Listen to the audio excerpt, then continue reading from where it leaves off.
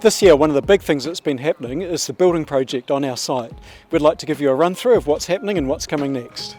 So far with this project, we have brought on the skinny porticom that we needed for some extra meeting space. We have demolished our old villa and classrooms. Also, we have taken delivery of 4 new buildings from the University of Canterbury. They're now on our site. We've turned them into 5 buildings because one of them's been split in half. We've also picked up the porticom that was on the front of our site on the Windermere Road frontage, put it on the back of a truck and driven it to the back of the site to its new space. On the back of the chapel, you'll see we have also renovated the area that provides a bit of storage and a bit of weather tightness for that building as well.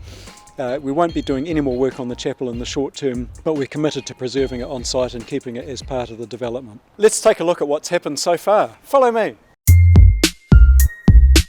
So standing here, you can see behind me what will be our new admin building, and this will form a reception area, a welcome space, and also some office space for some of our administration and support team staff.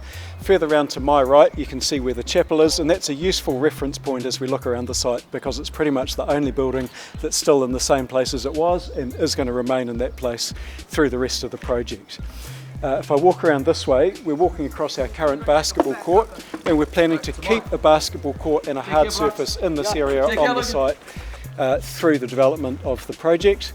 And behind us you can see what was our porticom on the Windermere Road frontage.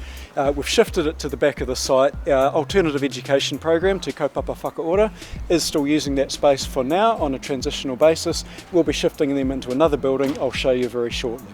So that building in the long term will remain office space for staff, breakout rooms and meeting rooms. Come this way.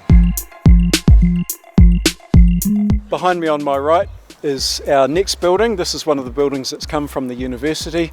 This building is going to be fitted out as open plan office space, some breakout rooms and a couple of meeting rooms, probably one a little bit formal and one quite informal that's suitable for bringing whānau in for meetings and informal events as well.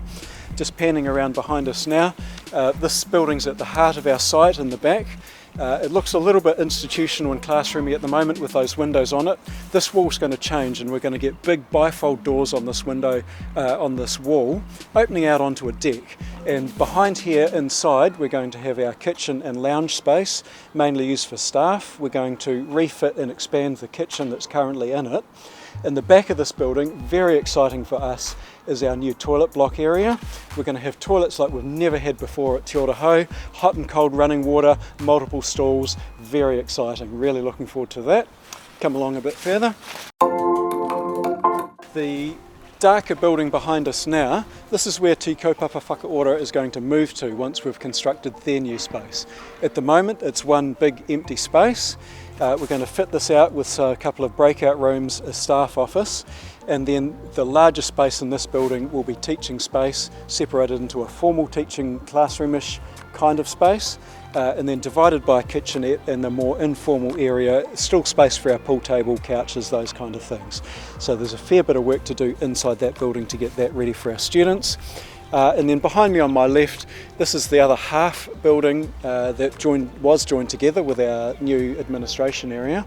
This building is being converted into 2 teaching spaces, and we're just in discussions with a nearby tertiary college who are looking to lease that space off us. That'll provide us with a little bit of income and maximise the use of that space in the short term and get some really nice crossover going between ourselves and that other organisation. Where we're standing at the moment, and also behind me, we're going to have quite an extensive decking area. I'm just going to walk around and just sort of generally show what the landscaping will look like. Behind me again here, we're going to have common decking connecting all our buildings. There'll be ramps and steps at the edges of that, so we're going to have really good access for everybody regardless of their level of ability and access needs. It's going to join the buildings together really nicely. We're also planning a canopy on the front of the kitchen and staff space behind me now. And that decking then will continue to my right through to the car park at the front of the site. So we're back out the front of the site now.